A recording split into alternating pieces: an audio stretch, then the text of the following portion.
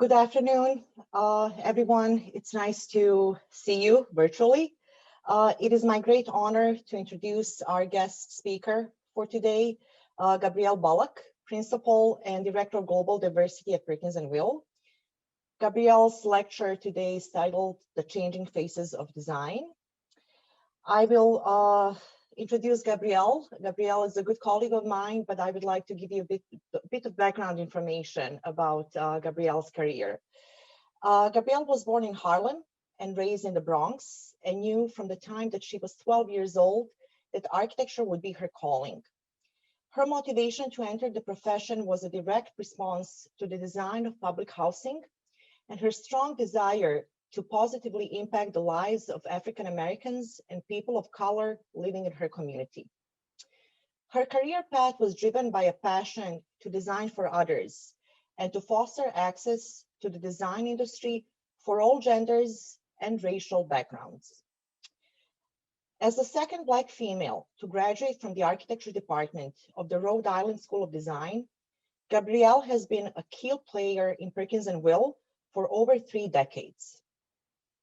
She has worked in the New York and Los Angeles studios, where she became the first African American and first woman to rise to the position of managing director. Over the course of her career, she has led numerous complex and high-profile projects. Her unique role as the firm's Director of Global Diversity and an award-winning principal enables her to combine her passion for architecture and social justice to effect positive change. Gabrielle, thank you so much for joining us today. And I would like to welcome you on behalf of the Department of Architecture, and feel free to share your perspectives with us. Thank you. Thank you very much. It's good to be here, everybody. Good afternoon. So changing the faces of design, I sort of mean that figuratively and literally to address the historical homogeneous nature of our profession, both from academia all the way through practice, and more specifically to today in response to current indicators, societal crisis, client demands, professionals and student demands, demanding that we transform. So change to be a more representative and equitable design profession. So I use my story, which you just heard a whole lot of it, use my story to demonstrate the sense of urgency, but also the opportunity to change the faces of design and how we design. So I got to start at the beginning. So I'm a New Yorker. I'm still in New York, even though I've been in California for 20-something years. But I grew up in a multicultural city, an urban center. I went to a specialized high school of music and art. I considered myself an artist. And so I was used to the creative environment, a diverse and inclusive environment. I felt that I belonged, yet I had my individuality.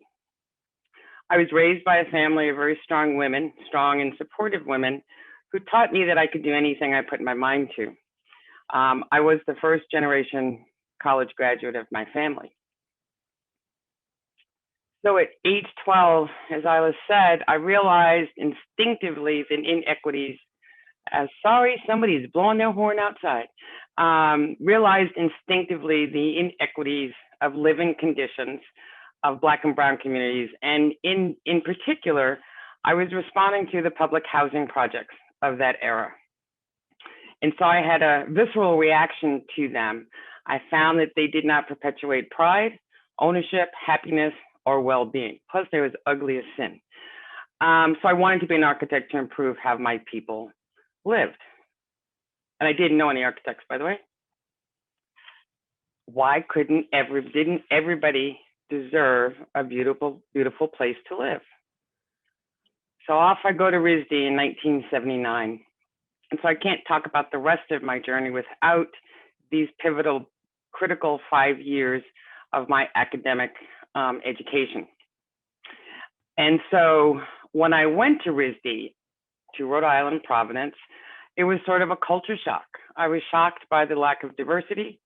I didn't see me either in the architecture students or the faculty. I didn't see an inclusive curriculum or a curriculum that represented my lived experiences or my cultural perspective. Well, we did learn, you know, in addition to all the basics, but at that time, the era of celebrating iconic buildings and individual genius, that was really how architecture education was largely framed. So we learned about, you know, Le Corbusier, Frank Lloyd Wright, you know what I'm getting at, Philip Johnson, Louis Kahn, and it was all wonderful design. But again, I had difficulty applying these examples to my real world mission of improving housing in the urban condition. But I plugged in, settled in, and with the goal to learn all I can so I can ultimately break the rules. And then while I was at RISD, Maya Lin won the competition to do the Vietnam Memorial project in Washington, D.C. And I remember it being a vivid example of cultural and social influence of celebrating remembrance. Remembrance design is what I call it. And it had a social impact and connection. So that was probably a really great example at the time that it was possible. And then, of course, there was the architectural jargon that made very little sense to me. But like many of you, I'm sure, we get through it, we figure it out, and we move on. But what I wasn't exposed to are architects that look like me. I was not exposed to Paul Revere Williams, gold medalist. I'm there with his granddaughter, Karen Hudson. Several years ago, we lobbied to get Paul Williams the gold medal. So I was there celebrating with her when she got the call. I also wasn't exposed to Norma Sklaric, Black female architect. I think one of the first licensed in California, if I'm not mistaken. But I finished RISD. I did my thesis, Housing in Harlem. That's what I set out to do. I graduated, as Isla said, I was the second Black woman to graduate from the architecture department at RISD. And so I realized I had gotten the knowledge. I understood, you know, I had the skill. I learned all the rules, but in my mind, I was ready to break the rules because without having too many examples of what I wanted to do and how I could do it, I perceived it as breaking the rules. So the issue of the only one in the room, issues facing women of color, women and people of color, and it could be the only one of anything, could be the only LGBTQ in the room, it could be, you know, any number of things. So while I'm focusing on these, I think they are probably the most prevalent, and it can affect us very differently. Some people feel invisible. Occasionally I felt invisible, but instead I choose to embrace my difference. And so I never made it an obstacle, but it was clearly obvious. So much so that, you know, I'm one of 502, there may be 504 now in the last couple of weeks, of Black female licensed architects in this country. And that's 0.2%. And so I'm particularly interested in raising that number because I see the opportunity and the vital need to be more representative of the society and the communities that we design for. So this is, again, it's not been a deterrent or significant obstacle, but it has shaped my perspective and my goals.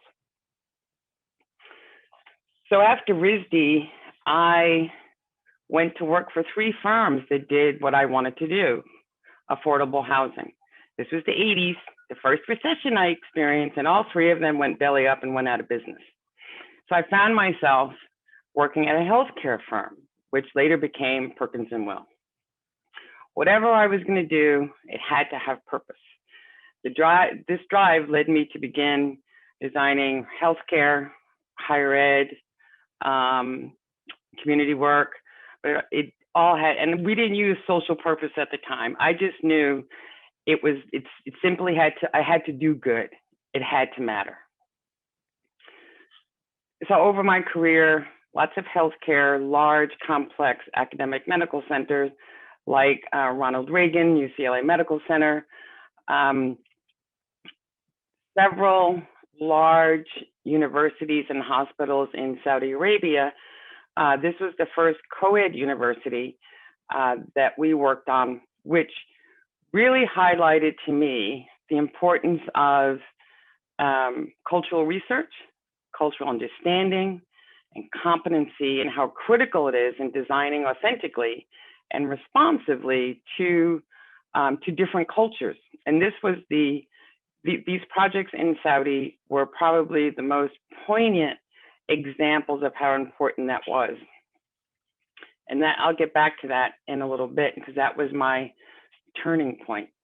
So a neurosciences hospital in Jeddah, another children's hospital in Jeddah, all the way to a facade beautification in Los Angeles at a outpatient facility. So it didn't matter. It could be a huge 1,000-bed hospital or a small facade, or this one, which is Girl Scout camp here in Los Angeles in the mountains, where it extended from my participation on the board of the Girl Scouts, doing a master plan pro bono, and then getting the project to do the dining hall and all the camps. And Isla will tell you, we just won a technical excellence award for this. And then to what I'm working on now, and my most prideful project is Destination Crenshaw. It is a community revitalization project here in Los Angeles, which I'm going to focus on in depth in a little bit. So promoting change. So once I finished the Saudi projects and at the same time was transitioning out of the role of managing director, I was given the opportunity to, I always had a firm-wide role of some sort. So I was asked what it is that I wanted to focus on. And I decided it was now time for us to really put a stake in the ground as an organization, and for me personally, to promote change, to become more diverse, inclusive, and engaged. So I proposed my role of Director of Global Diversity, created a strategy, a whole organization, which I'll go through. And so, like many organizations, well, what's the business case? Why should we do this? And I think the business case is pretty clear. Plenty of studies show that the more diverse and inclusive you are, the more profitable, the more successful, and even the more creative. But for me, the two real imperatives, most important imperatives, and they're more true today than they were 8 years ago when we started this, is the demographic imperative. Our clients are more diverse. The talent, students are more diverse, certainly than when I was in school, and society is more diverse. Then there's the generational, right? So there's maybe 4 generations in the profession at the moment. So there's a real imperative to represent or to address the demographics. Then there's the human imperative, and for me, that's how does what we do improve the human condition, and at the very least, not to do any harm. And there's plenty of examples of late that show us that there are significant challenges in our society at the moment that I think should, make us all think about call to action. So in 2013, we created a mission statement. And basically, it's not this one. We just changed this one to be more focused. But originally it was, we were committed to representing the communities and the clients we serve, and being more inclusive, diverse, et cetera. And we decided to amp it up a little bit and to be very specific around equity, around social justice, and committing to making real change. So this is the Perkins & Will's firm-wide position statement on diversity. And it's really meant to do four things. We have four pillars. First one is to build a culture of diversity, diversity, equity, and inclusion within the firm. And that means through everything we do, every aspect of our practice. Second, to develop it as a core value. And you don't know that you've achieved that until you've achieved it, right? So, and I can talk a little bit later about how we think we've achieved it as a core value. And then to help build the pipeline. You know, the fact that there are only 502 Black women licensed architects means that there's not many people of color going into architecture, and there's lots of reasons why, but we're committed to helping to build the pipeline for the profession by outreach, scholarships, et cetera. And then finally, to lead the way for the industry. We didn't get into this, you know, I didn't get into it just for my own personal satisfaction, and I didn't do it just to make the firm better, but I'm really interested in raising the bar for the entire profession. So partly that's why I'm here talking to you. I'm willing to share, willing to strategize, and to really advocate for this.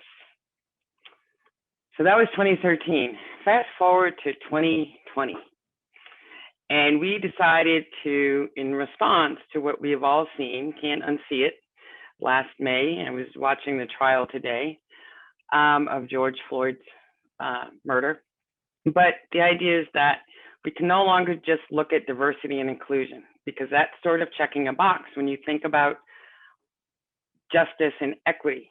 So if we lead with justice and equity, and we challenge the status quo in practice and in culture and in academia, to tear down whatever barriers there are to build a more just and equitable society, practice, etc. So we now call it JEDI. If anybody wants to use JEDI, make sure you use the periods between the letters and spell it out, because George Lucas owns JEDI. So the whole JEDI and talking about equity, we had to talk within the firm, okay, so how is this going to affect our work?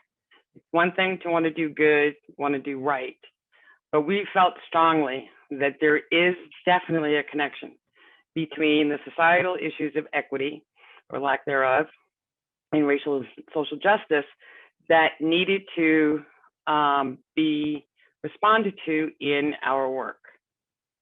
And the pandemic was a stark reminder of the disproportionate impact on marginalized communities that I had, particularly of communities of color. And it revealed how fragile our society had become. And while this is primarily a public health crisis, urban planning and design can mitigate its impact in the future by addressing things like quality and quantity of affordable housing, public transportation, green space, walkability, and overall strengthen this social infrastructure. And these are all concepts that we explored and provide education and awareness within the firm. And the other piece of it is, what are the inequities? You know, there's structural racism, there's institutional racism, there's individual racism. But where we as design professionals can make the most impact, once we understand what they are in institutional and structural. So structural racism, the interplay of policies and practices and programs of differing institutions, which leads to adverse outcomes and conditions for communities of color. Institutional racism, policies and practices and procedures that work to the benefit of white people and to the detriment of people of color, usually unintentional or inadvertently, such as zoning and covenants. And so we, as design professionals, can't just stay in our lane and accept, in my opinion, these policies and practices that have perpetuated these inequities.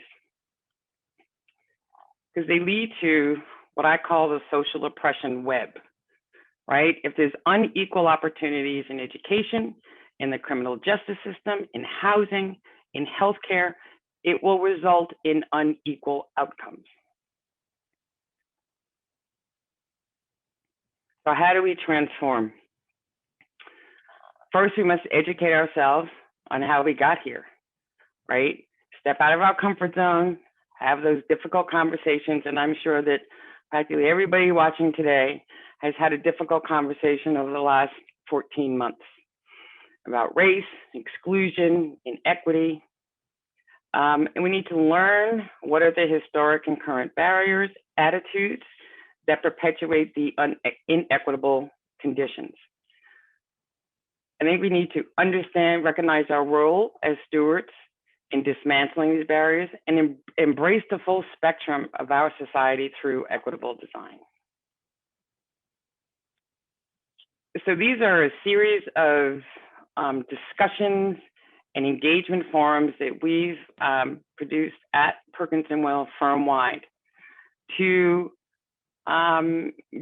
make everybody aware of why was, for instance, why was the civil rights movement important? You know, decades of struggle by African-American allies to end racial discrimination, disenfranchisement, right, resulted in the Voting Rights Act, but it caused white backlash and violence within the Black communities. Then there was urban renewal. The reclaiming of land for physical infrastructure was a significant reason behind the extreme wealth gap today between white Americans and others.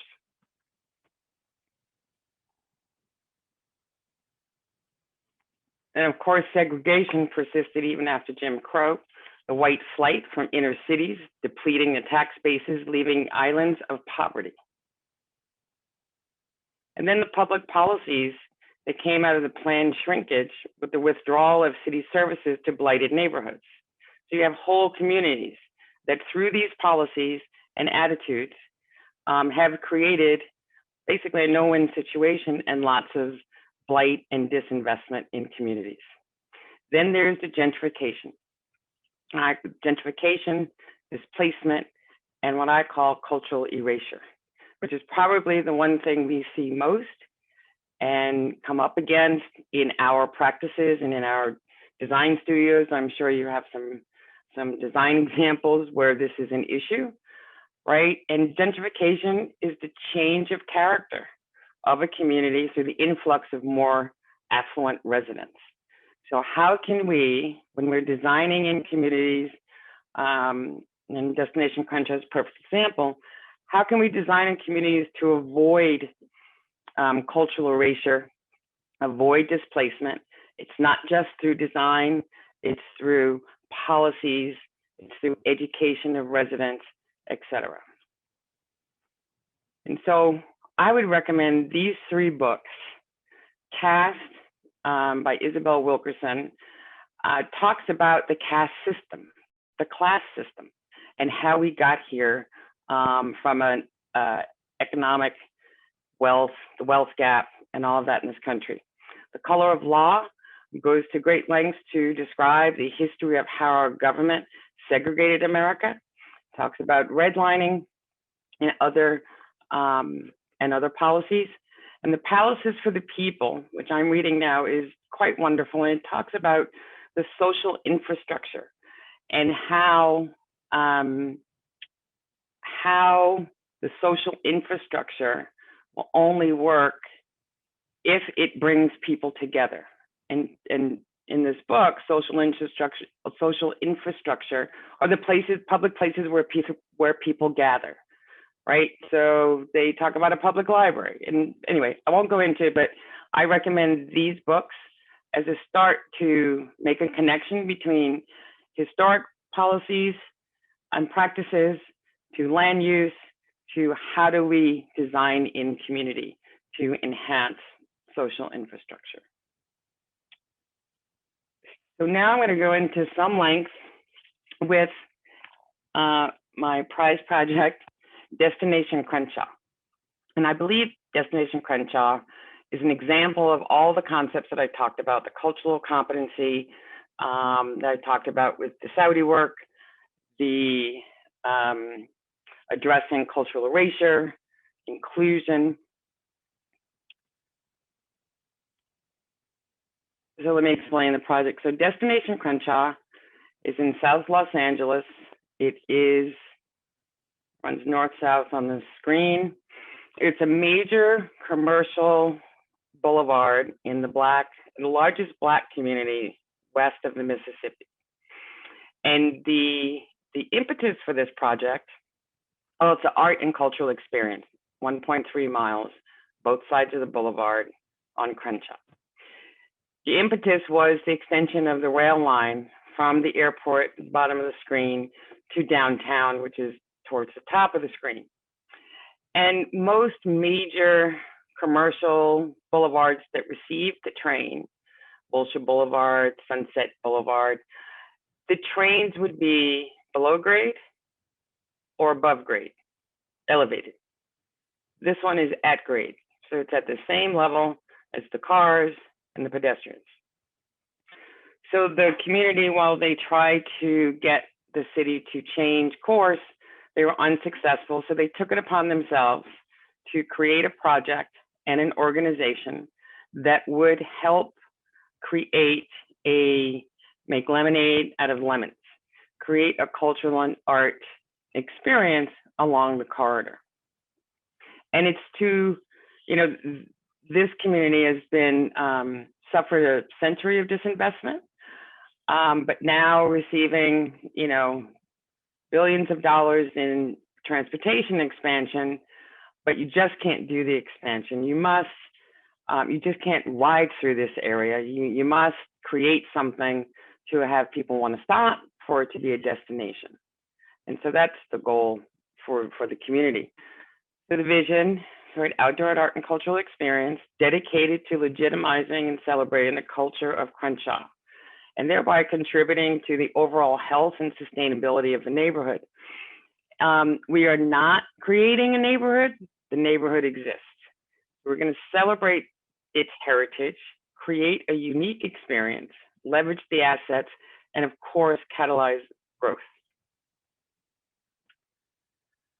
The image on the right, if you can tell, so when they moved the Space Shuttle Endeavour to the Science Museum in Los Angeles, the largest boulevard in Crenshaw is like 3 or 4 lanes north-south, 3 or 4 lanes each way. And so it was the largest clear span to get the Endeavour down the route, but they had to chop down every single tree. Now that was many years ago. So as part of this project, the trees will be replaced. But in terms of equity, when you barrel down this community boulevard and you take down the trees, yes, we had to get the shuttle there somehow, but why didn't we, the royal we, reinvest and put the trees back before now? So the overall objective is placekeeping. As I said, we're not creating a place. We are engaging the community as a design partner, giving them design agency.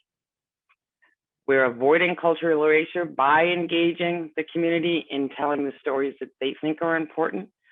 We are their partner, their ally. We are not their savior. And that speaks to a little bit about the diversity of team and how you have to develop a cultural competency so that you don't have that savior complex. Architects think we can do everything and save everybody because we know how to do it. Economic catalyst and a model for social equity and Black community revitalization across the country. That's what we hope to do. Why was Perkins & Will chosen for this project? And we were handpicked. So clearly we had the cultural and civic experience with Phil Freelon and Zena Howard participating in the National Museum of African American History and Culture and several other cultural institutions across the country. But more importantly, the client actually selected us individuals. Aside from Phil, the late Phil Freelon, and Zena Howard, Drake Dillard, our project manager, lives in the community. And then there's me. I don't live in the community, but I'm well known in the industry here as an advocate. And so they were looking for a team that they could instinctively trust, that had a cultural connection and could that was a clear representation and connection to them. That's the rest of our team. So what is this thing I call Destination Crenshaw? Well, after many, many early conversations with the community, and I'm not talking just one town hall or two town halls, I'm talking workshops, meetings, pull out the trace paper, tell us what you want, bring in the music that you want the stories to be told.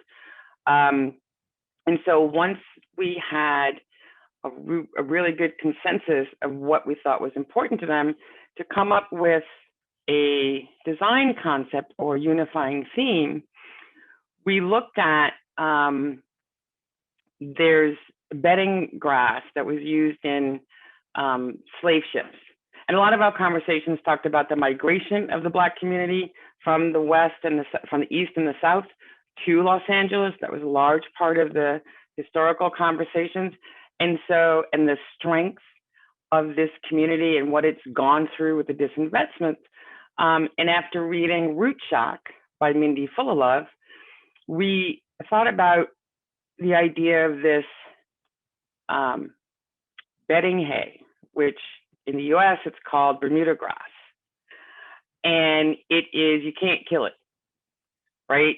And so it's strong, it has, and the rhizome root system has a horizontal root system. So that became our unifying theme. It's strong, it's resilient, hardy, and it grows in place. So to us, that was the definition of this community. I love this. So a slum would endure if residents left as quickly as they could. A neighborhood could transform if its people wanted to stay. So it's the investment of time, money, and love that would make the difference. So that root system, rhizome root system that I talked about, this is a figure ground of the 1.3 mile Crenshaw Boulevard going left to right on the screen with some intersection streets going in the opposite direction. So we looked at the rhizome pattern on top of this figure ground and came up with a theme, grow where you're planted. And so at each of 4 intersections, at Slauson, at 54th, Crenshaw, and West 64th Street, I think that is, 48th Street. Anyway, major intersections. So one theme is improvisation, which celebrates resourcefulness as a positive outcome of struggle. Firsts at 54th Street, first person stories of significant moments and historical first. Then Dreams at 50th Street, which celebrates the realm of daydreaming, the seemingly impossible and aspirations free of constraints. And then finally, at the north end, Togetherness at 46th Street, which celebrates resilience of Black culture, born out of togetherness that is both ancestral, and I can't read my own notes because pictures in the way, ancestral and ongoing necessity. So those are the concepts of the 4 nodes that would organize the components of this project.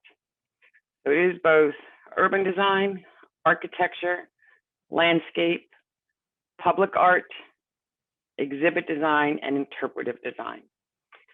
And so all of the stories that will be depicted will fall within those 4 categories of improvisation, first, dreams, and togetherness, including the artwork. So the artist would decide which of their pieces would make sense and speak to the mode of interpretation at each one of these. So it's a series of 10 pocket parks that are either were formerly city-owned parking lots. Some are private property where they've allowed us to take over a couple of parking spots, or you know, a grassy area or something like that. So it's a combination of public right-of-way and private property. Again, about 8 to 10 permanent large-scale artist installations, 50+ murals that could be changed out over time, and every story will be unapologetically Black narratives. All of the artists must be Black. This is in the community, and the client, they're not bashful about that. They really want to celebrate the contributions of this community. So in order to stitch 1.3 miles together, the rhizome pattern has become a metaphor of the connective tissue along the paving along Crenshaw Boulevard. So whether there's a pocket park there or not, there's a strip of this paving that will go the entire 1.3 miles along the boulevard. There's a series of shade structures that will also announce you've arrived at a pocket park. There's banners, exhibit blades that will tell stories. It's a whole host of digital content. But I'm just going to run through some of the pocket parks. This one is called I Am Park. No, I'm sorry. This is the Welcome Park. And I had to shield or crop all of the art out of this because it is secret. So I cannot tell you who the artists are, but suffice to say they will be significant pieces. But this is one of the pocket parks where, you know, pocket parks is pass, linger, fail. Pass, linger, I forget what the other one is, rest maybe.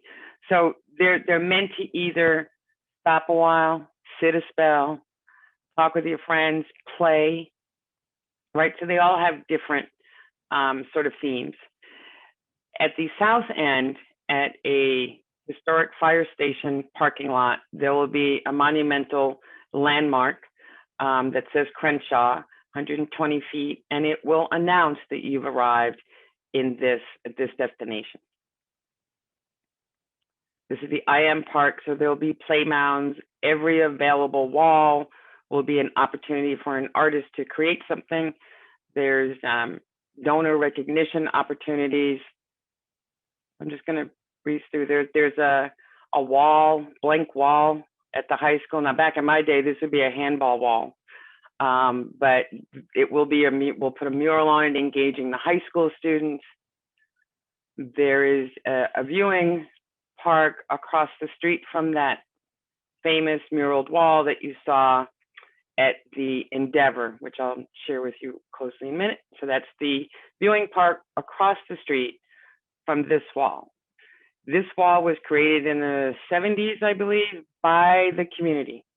Community artists created it and have maintained it themselves all these years. We will restore it, re-engage artists to, you know, to keep it up to date. And we created a little park up at the top. And so there was no viewing platform for this before, so that's what we created across the street at time. Okay, I'm good. This is Sankofa Park, and so this is at the opposite end of the Crenshaw landmark, and this is the largest park. It is a concrete and weathered steel switchback sort of ramping park with obviously room activity space at the bottom and along the ramp. And it's called Sankofa Park. Sankofa is an African bird, and it sort of can turn its head all the way around. And so one interpretation that I like is that it's meant to go back and get what was yours, what was taken. So this park is meant to provide space for public activities, gathering spaces, protests, music. There'll be several major public art installations at this park. And that's the overview of it. So what would it look like if we were successful? Somebody said, so what do you think it's going to work? I said, I think it will work, but here's how we'll know.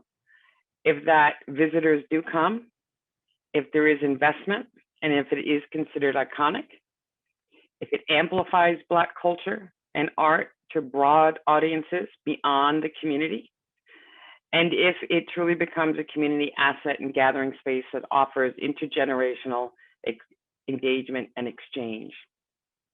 I think we, having the community as design partner, valuing the lived experiences of this community, and being a partner and not a savior, all give us pretty good chance that we will avoid the cultural erasure and highlight the strength of the community.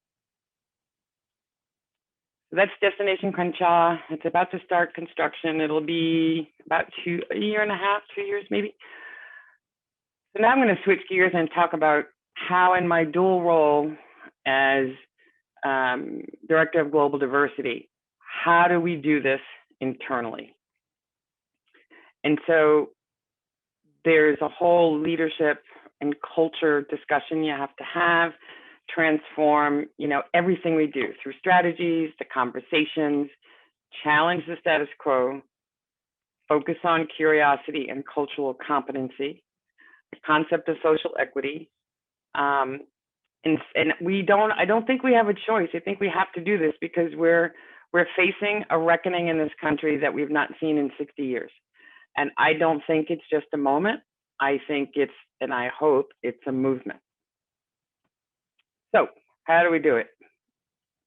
Well, we have the overall focus of JEDI, but our talent, that's people we hire, people we cultivate, a real focus on that from an equity and inclusion perspective, advocacy, action. We're not about just putting out statements. We must have actionable items to support it. Otherwise, it's lip service.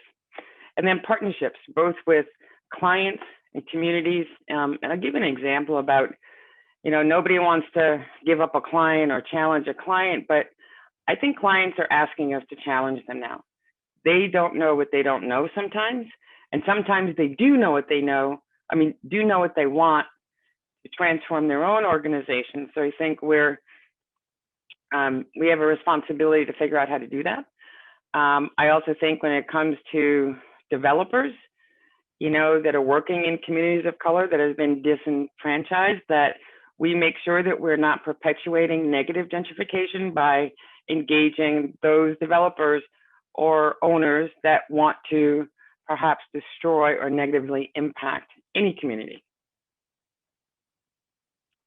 Our structure is, so I'm the JEDI program leader, but we have a diversity council of a rotating 10, 12 people of a diverse group. They rotate every 2 years or so. And then we partner with every other component of the organization: PR, marketing, human resources, the executive advocate, which is the CEO, and the board. And then the leadership and diversity champion. So we have a diversity champion in every single studio. So this is not a top-down effort. It's top-down and bottom-up.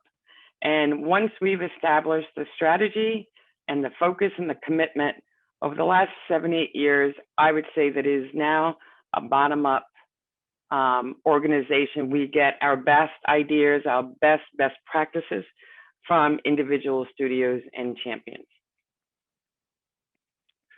I co-authored with Bill Schmaltz in our office and the AIA an outline of how to create this organization, a culture of justice, equity, diversity, and inclusion. So it is available to everybody. I will email you a PDF if you cannot find it, but it outlines, create your vision, find a leader, strategic plan, a whole series of things to make sure that you are creating the, not just the metrics, but the accountability and the commitment among leaders, some tools and training, and then if we don't measure, probably won't achieve. And of all of those strategies, I think these two are very important.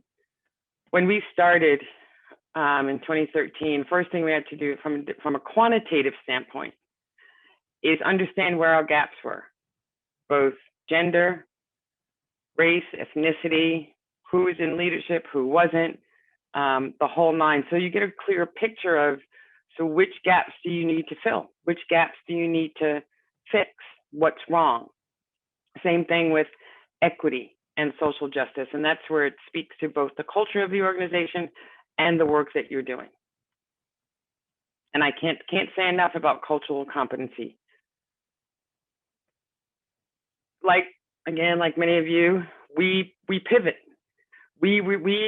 This is part of our culture, so much so that not only are staff willing to ask difficult questions of us, but we're able to respond. We're able to facilitate these difficult conversations that we've had for the last 14 months, and we're not done. I don't think we'll ever be done. Now the issue around Asian American Pacific Islander community and the hate crimes that's occurring, these are all part of things that we have to address. If it affects our people, then it affects our organization. And so it's not something we could say that stays at home. I think all lines have been blurred in that regard. So overall, I'd say challenge the status quo. Don't just check the box. I like this second one here. You know, we had to create the digital content, the entourage of people of color for Destination Crenshaw because it didn't exist. And so we challenged the companies that create those. Why don't you have them? You should have them. Let's look at our design aesthetics and processes. Are we still on the same old, it's always been done this way, Eurocentric design aesthetics? Don't lead with assumptions anymore, lead with curiosity. So on one side, there's this is the way it's always been, what should we do to make sure that we're challenging the status quo to make it better? And so I leave you with this blank slide to fill it out yourself. What do you think should change? And then there's the cultural competency piece. If we are at the very bottom where we are blind, more than blind, we actively belittle other cultures, we will be causing great harm, and that would be called cultural defectiveness. Where we really want to be is where unconsciously we hold culture, every culture, in high esteem and use this to guide our lives and our work. If I had to take a shot in the dark and say where the profession is at as a whole, I'd say it's somewhere between cultural blindness and cultural pre-competence. I think there's plenty of good examples and work being done in this regard, but I don't think it is yet part of who we are, part of our profession's DNA. And then understanding social equity. If one part of this triangle is not working, then we are not resilient, we are not sustainable. And the barriers within these systems of environmental protection, development, equity, social justice, all impact the very notion of sustainability and resiliency. And in each one of these, we have the opportunity to challenge that status quo, influence our clients, teams, and communities to change course. I say, let's get out of our own lane. And then design with the community as a partner, give them design agency. I think it will provide, much needed engagement, a sense of belonging, along with pride, safety, and wellness. And then lastly, just a few slides on how we're doing, how Perkins & Will is doing. So we're 8 years in. We have achieved industry leader status by, others, not me saying it necessarily. We've done a lot to help build the pipeline for the future with scholarships, K-12, partnering with HBCUs. We're created a diverse sub-consultant outreach program, affinity groups within the firm. We've achieved gender balance, and we've achieved pay equity. Just some of a few things. Again, we are influencing the industry. The AIA Large Firm Roundtable has really done a great job of championing this, along with NOMA and others. Plenty of publications and at least 35 speaking engagements a year. But we have a hell of a lot more to do, right? And these were our double down actions after last summer, particularly focused on our African American colleagues and employees. And we looked at our gaps. We said we were going to improve.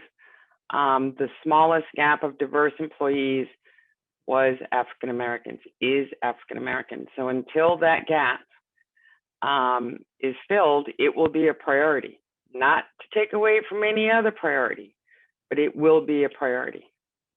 We measure all of these things through these 6 categories in what is called our strategic plan and our progress tracker that each studio submits annually. And so just to give you some trending where we are, when we started charting our progress in 2014, we were 44% women, 56% male. We are now 50-50. And that was 2019, but it's the same in 2020. At the staff level, we are more women than we are men.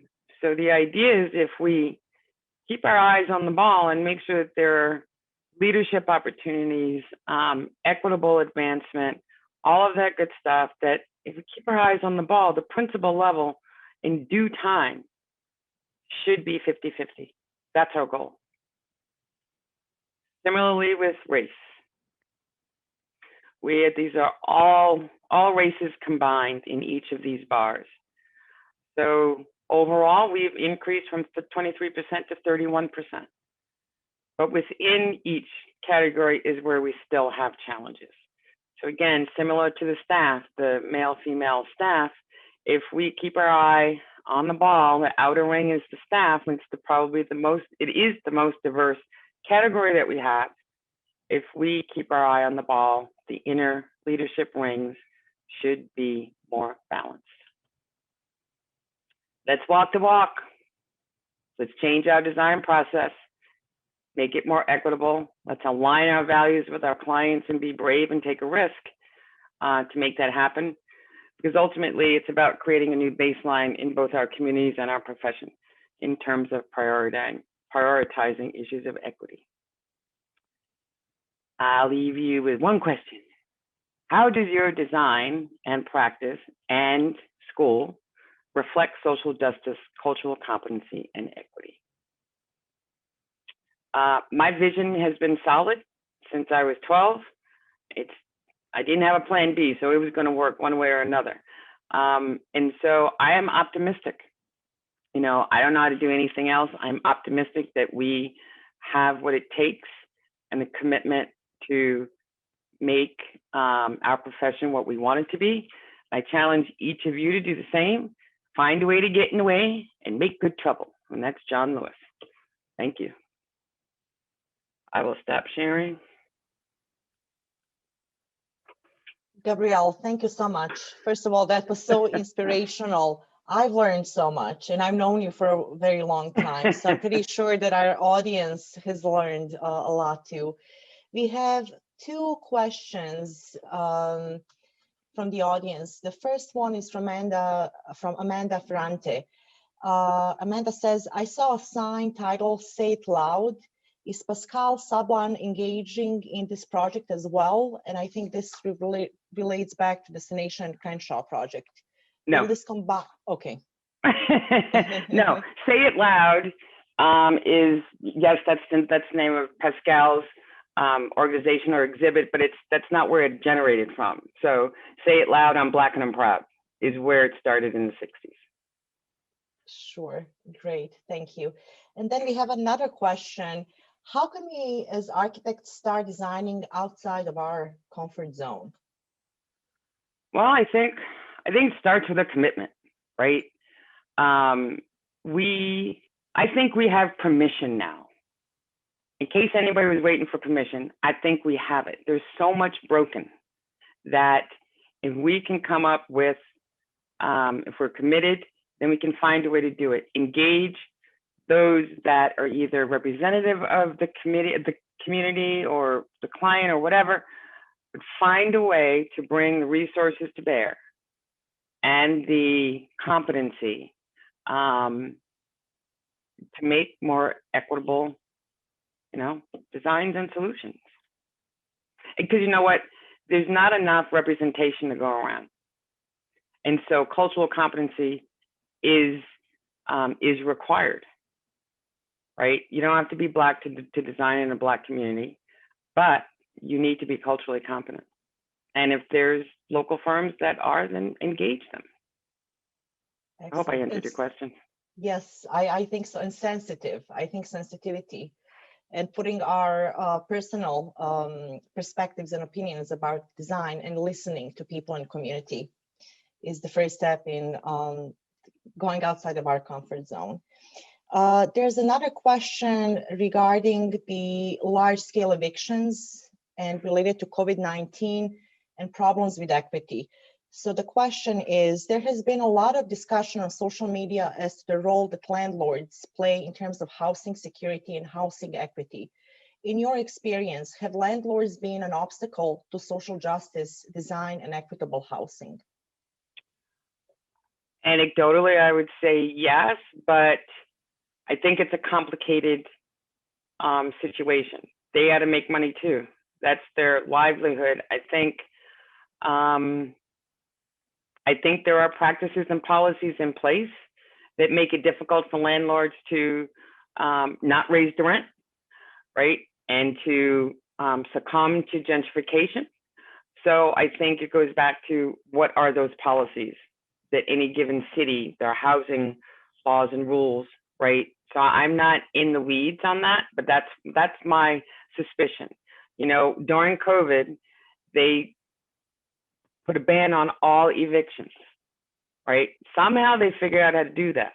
So what is it? What's the mechanism to make sure that when we're out of this pandemic, that we don't go back to, oh, I want to make a lot of money now, so I'm just going to clean house and get rid of everybody in this community. That's where public advocacy, city leaders, that's where we have to stick our nose in there.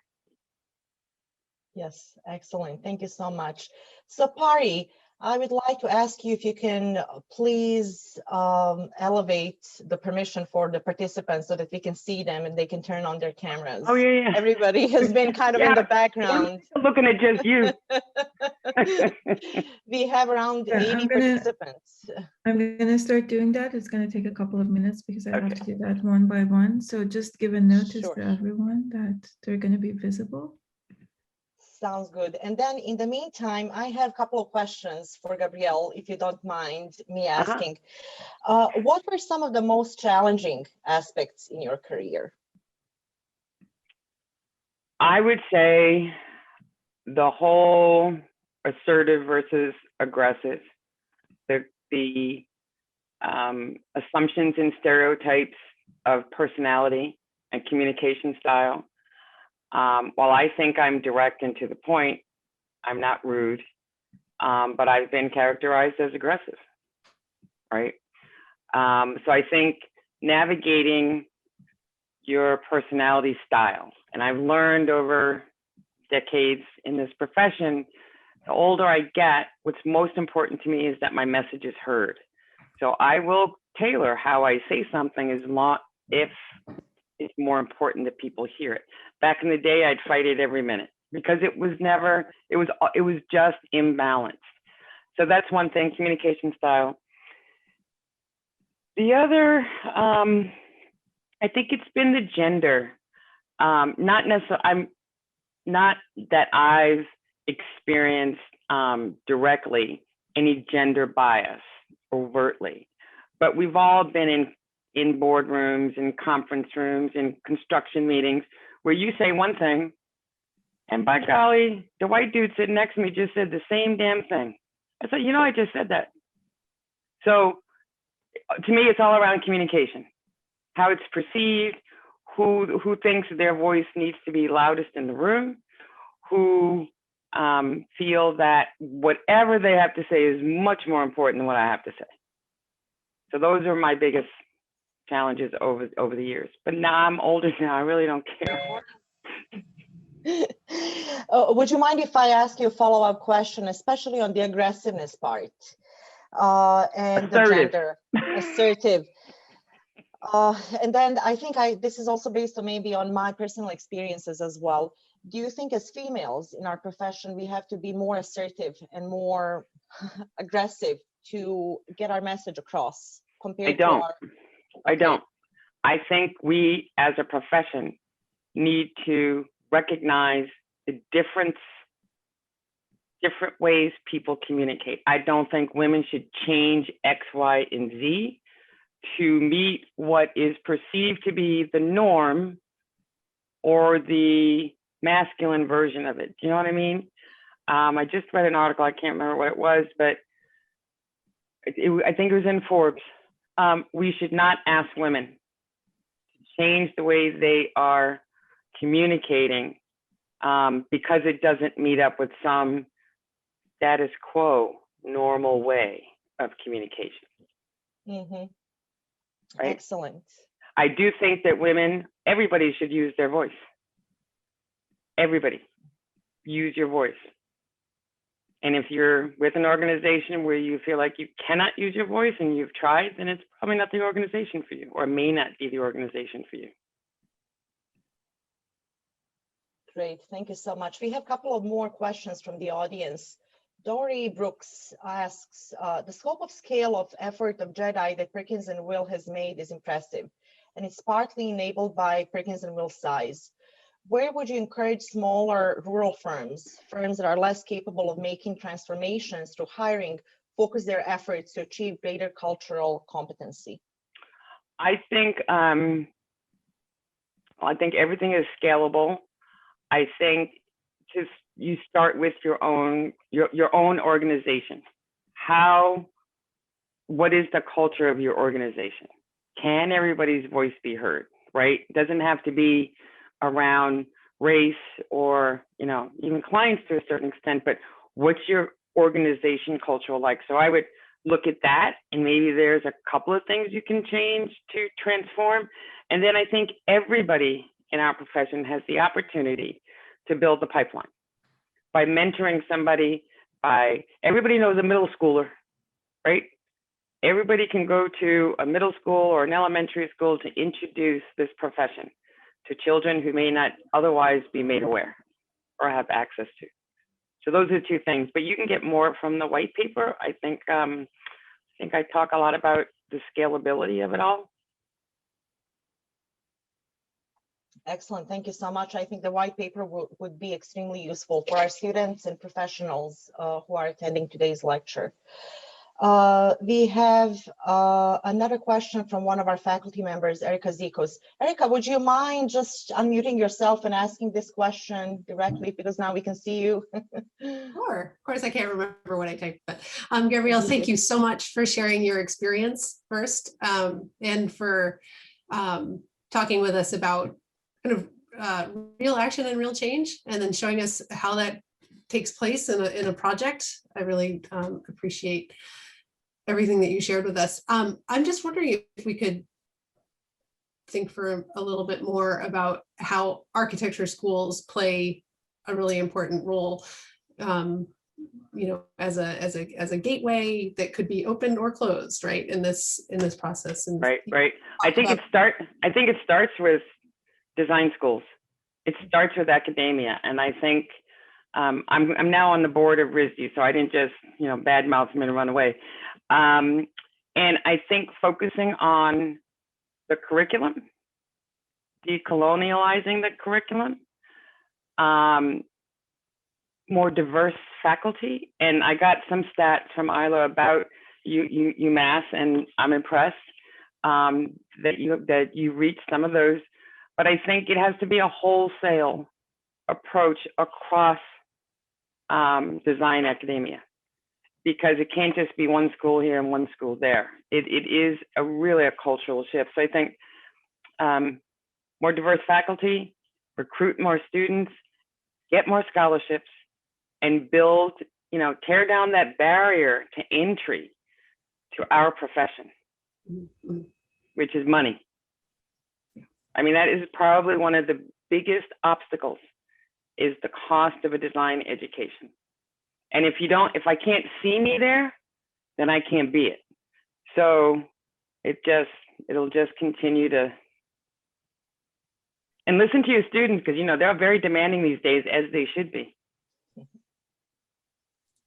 Yep, they've been calling us out, and I love it. No, it's critical, and we've had some conversations recently, and hope to continue doing that. But you talk about top down and bottom up, right? In a university, there's a lot of stuff that's top down, but we're here because of the students are here. So right, and I think that's one of the shifts that I'm seeing with universities that I sort of talk to, is that it really, the groundswell is coming from the students. The demands and they're not frivolous demands. I mean, they're demands that have been in the making, right, for years. Mm-hmm.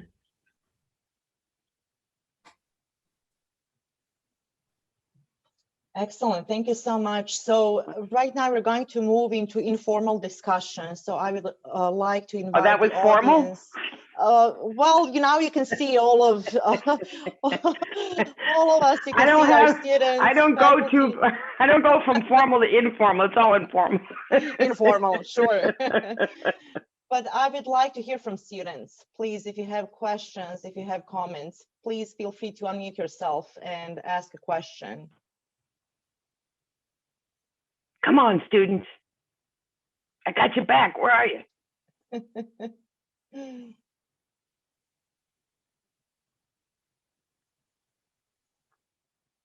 Any questions from students? I just want to say thank you for your time. I know, given everything that's going on Earth right now, time is valuable. On Earth, I like that. Thanks for giving your time today. My pleasure.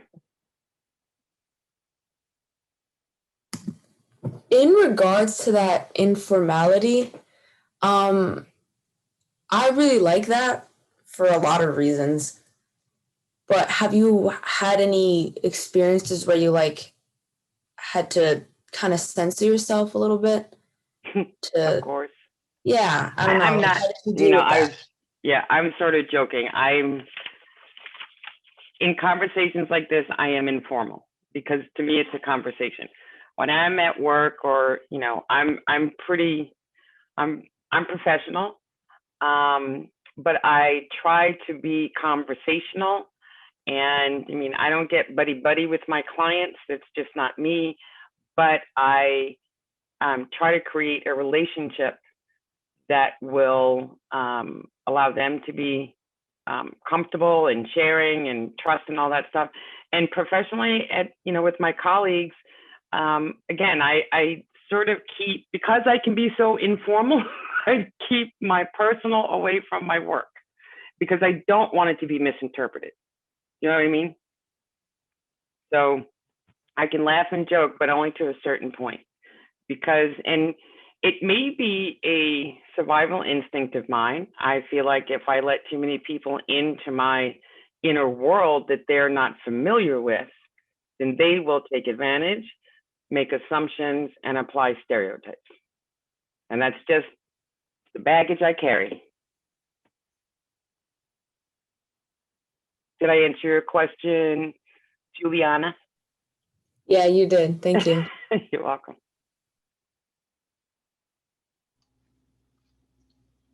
I have a question. All Go right, ahead, Richard. Oh, I was just wondering if there's any way, I see that we're recording this. I was just wondering if there's any way I could get a copy of this, because I'd love to rewatch it and really absorb all the information that you've given us today. So Pari, could you answer that, please? Yes, we always edit all the videos and eventually put them back on the website.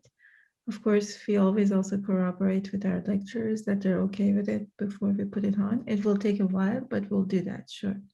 All right. What website can I find this on it, or is it here on It's the? all loaded on our website. There's a link to all the videos, and you can just find all the lecture videos in there. All right. Thank you. Thank you, Richard. Thank you, Pari. Any other questions, comments from the audience, faculty members, students, professionals from the community? Yes, Lincoln, go ahead, please. Oh, hi, how you doing? Thank you so much. I really enjoyed the talk. I especially was fascinated by the part about the tearing down the trees for the space shuttle. I lived in LA for That gets everybody every time. many years, and yeah, I've been to the space shuttle. I never knew that. I just sort of had an LA question. A lot of the issues that you talked about are kind of coming to the head with the Olympics coming to town. I know, I used to live in Silver Lake next to Echo Park, and there was a big, sort of people without homes being displaced.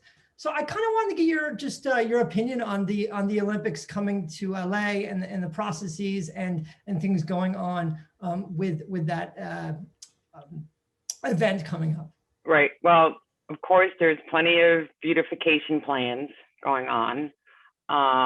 Lots of public projects around infrastructure sort of stuff. I suspect that, I don't know how this city is going to resolve the homelessness problem in time for the Olympics or anything else. I'm hoping that there's enough advocacy around it that the projects to build more supportive housing, affordable housing, all the whole gambit, which has been implemented, will relieve that pressure. What I fear, because I'm a skeptic of cities, is that we'll get so close to the Olympics that they'll do something to just shove it under the rug. That's just my own personal fear. But I have seen in Los Angeles that they have, particularly through COVID, they have, when they want to get something done and solved, they're able to do it. So I'm hoping they continue to do it and do it in a big way. Because they just shut down Echo Park, where the encampments were, so that they could repair the park. Now, but it's a fine line, it's a fine line. But they did house all those people, but it's not just putting them in a hotel. That's not a solution. So I think there's pressure for this city to do the right thing. And so there's plenty of local folks, which was not the case when I moved here 20 years ago. So I'm hopeful that we won't have a, whatever you want to call it. Yeah. That's up. Great, thank you so much. I appreciate your input. Thoughts? Gabrielle, there was another question from the audience in the chat box. What are some architects that you would recommend we look at as precedents for community engaged projects? Other than Perkins and Will? I think there's plenty. I think, so Gensler, Chicago, I know I've heard about some of their projects and how they're engaging community. I think HKS. I think, I'm going to say this, I think most firms now are grappling with this. If they're in the civic public space, if they're in urban design, they're grappling with this. And I think, Perkins and Will, we've engaged local firms, local small, local women, local minority firms to partner with where we can. And I think most firms, most majority firms are doing the same. for projects like the ones that I was just discussing, because it's a necessity. Even major healthcare systems in major cities are looking for this sort of partnership. They don't just want the same old, right? They don't want 5 guys in blue shirts. I don't know if I answered your question now. Yes, absolutely. Thank you so much. Would you mind if I ask you one more question? You got me. I'm here. In your perspective, how did the profession change over the last 30 years? And did it? Are we doing better or not? And what can we do better to improve representation of underrepresented groups, women, so that the future profession and future of architectural profession is representative of the general population? I think it has the opportunity to change. I do not think it's changed. I think it is changing. I think that, I think 2020 will go down in history as a pivotal year if we pay attention to the lessons learned in 2020. But if we think that just another couple of discussions on race and a couple of protests is going to solve it, then we're wrong. You know, this is a long haul. This is a marathon. And so it starts with education, but it doesn't end until the practices, the firms, the AIA, all organizations put a value on equity, inclusion, diversity, right? There should no longer, well, in my opinion, all, you know, what matters to us as professionals? How many awards we get, right? That's one measure, right? So then the award should reflect the values that this profession is about to embark on, if we're about to embark on it. You know, so far it's firm by firm, school by school. When's that going to be the norm, right? And it's not going to be the norm until the infrastructure of our profession recognizes it as the norm. You know, we transformed our profession with sustainability almost overnight. We galvanized this industry, right? Everybody, competition amongst each other partly drove that.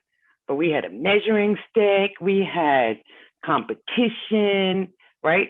Big money maker. We can do it if we put that value on it. So I'm optimistic. I have to be. I got a couple more years to work, so I have to be optimistic, because I told you I still don't have a plan B. Me too. Excellent points. Any other questions from the audience? Yeah, I have a question. I was really interested in your Crenshaw project, especially because it deals with the space in kind of this elongated way. And I wanted to know a little bit about the methods and the reasons why certain spots of the boulevard were chosen to be these places of enhancement, and how those methods of design were chosen to enhance the community and the already existing neighborhood. Right. So the locations for the pocket parks and the interventions, as I call them, were available spaces. Or we identified a facade that had nothing on it or was graffiti. Approached the owner. Can we hire a muralist to beautify your facade? Right. And so the organization Destination Crenshaw has a whole outreach group that contacts all the owners, all the business owners, all the private owners, to ask on our behalf if they're willing to be part of the project. But most of the interventions are in the public right of way. So all we had to do is get the city's permission. And so that was a slam dunk. How did we decide what goes where? That was all through the community, right? Our community conversations. Let's take the nodes, improvisation, for instance. I don't know if you're familiar with Nipsey Hussle. He died several years ago. Well, his store, Marathon, is right off Crenshaw Boulevard on Slauson. So that was really the impetus for improvisation being that node. So we took what we knew about what was already happening in the community and just amplified it, right? And where there was nothing, like the wall at the high school, why not use this? Why not have the high school kids and curate a mural that way? So that's how we sort of did it. Some of the, so like the IM Park, the Park of Play, that worked well because of the particular artist piece, which is meant to be climbed on. And it was, so we had to identify that piece of property that could accommodate a play structure, not play structure, play mounds and activity, right? Some are really small and you just pass by or you sit and you look at the exhibit panels and stuff like that. So that's how we did. Thank you. And we had 3 different portions of our team. We had the foundation team, which was, you know, really focused on the rhizome and the connective tissue components. We had an exhibit team that worked very closely with the community on developing the stories, the narratives, and then I can't remember the other one now. And of course, landscape is sprinkled all in there. But if you are interested in more on Destination Crenshaw, they do have a quite robust website that they are just, it's been up for a couple of years now, but they're revamping it now. So keep an eye out. There's lots of very interesting things about the community, and it's part of their way to keep the community engaged and excited and hopeful. Because 2020 is enough to make anybody lose hope.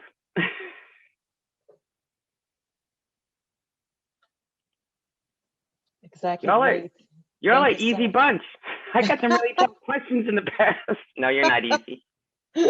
Very thoughtful questions. Thank you. Any other questions?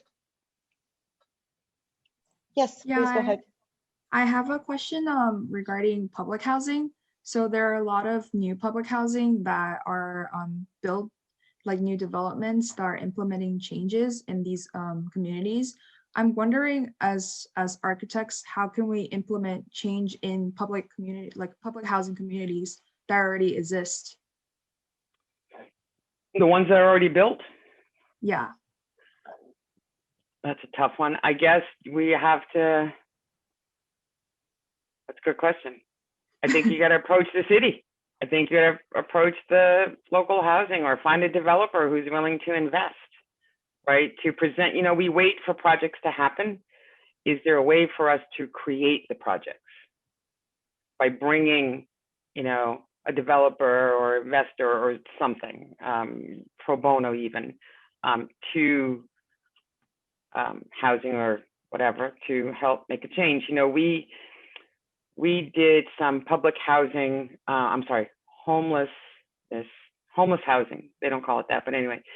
And from that, we took it upon ourselves, our designer created what we call the Dome, which is a sleeping unit that can be prefabbed, purchased, and we created a patent. So, and it was out of his own interest and passion on how to get this housing thing moving very quickly. And we're getting lots of interest from communities that either the city programs are taking too long, or they can, you know, they can buy 100 now. So I think that's some of the innovative ways that we as a profession can impact some of these challenges, whether it's affordable housing or housing for, you know, homeless housing and all that stuff. Excellent, great. We are running out of time. We only have a few minutes left. So I would like to ask if anybody has any last question or comment.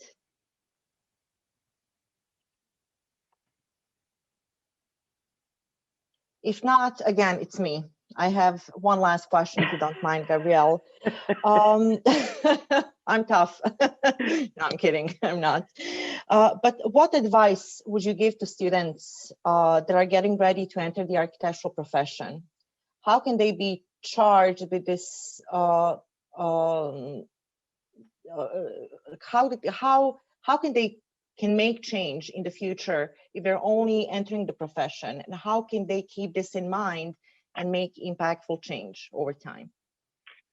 Well, if I use my own story, I mean, I joke that I only had a plan A, but it's sort of true.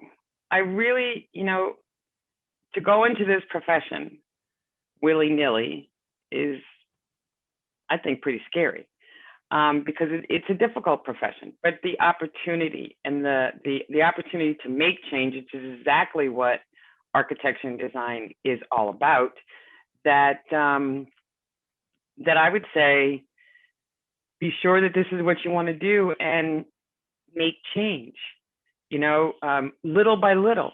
If you're going into a studio and the design problems or challenges or projects don't represent you at all or anything that you're interested in or whatever, ask the question, how come? I mean, if we're not dealing with real world issues in our schools, in design school, then we're just repeating the 80s and celebrating icons. So that's what I would say. And I think this current generation, the emerging professionals, the ones just starting school, are poised for this. They will be vocal. So that's my encouragement, is to use your voice. You belong. You have the answers. We need you. Excellent. Thank you so much. I greatly appreciate your advice, the comments, and I 110% agree. So before we log off, are there any last questions for Gabrielle? No, if not, yes. I actually just want to say I so appreciate your optimism. Thank you. Yeah. Aren't you optimistic? Some days I am, and some days I'm not. and Yeah. I really appreciate hearing that. And your lecture was great, but well, thank you. Yeah. No, I am optimistic. I'm a little scared. Right? Yeah. I'm a little scared. I'd say scared, not, scared is the word, because to me, if we don't make this trajectory, that I don't know that we're ever going to have this opportunity.